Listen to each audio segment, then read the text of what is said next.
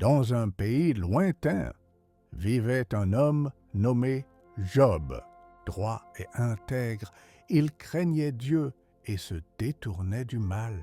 Le Seigneur l'avait béni abondamment, une famille aimante, d'immenses troupeaux et des richesses qui faisaient de lui le plus grand de tous les hommes de l'Orient.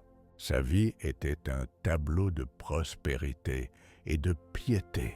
Un jour, dans les cours célestes, Satan se présenta devant Dieu.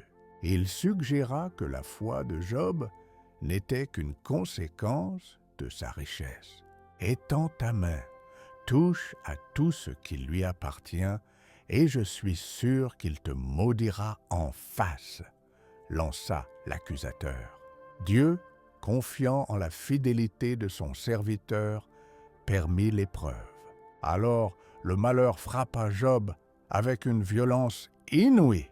En un instant, il perdit ses troupeaux, ses serviteurs et même ses 10 enfants. Puis, son propre corps fut atteint d'une maladie douloureuse, le couvrant d'ulcères de la tête aux pieds. Assis dans la cendre, sa douleur était immense.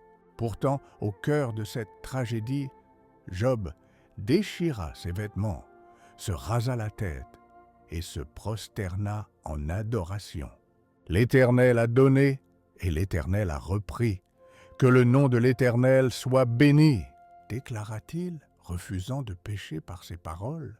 Sa femme, désespérée, lui dit « Maudis Dieu et meurs !» Ses amis, venus le consoler, finirent par l'accuser, insinuant que sa souffrance était le fruit d'un péché caché.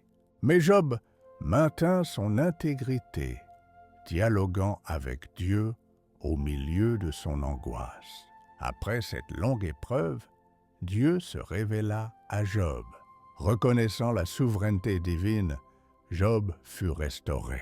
Le Seigneur lui accorda le double de tout ce qu'il avait possédé, de nouveaux enfants et une longue vie. Sa fin fut plus bénie que son commencement. L'histoire de Job nous enseigne que la foi véritable endure l'épreuve et que la souffrance n'est pas toujours le signe du péché. Méditons sur ce verset. « Mon oreille avait entendu parler de toi, mais maintenant mon œil t'a vu. » Job 42, 5.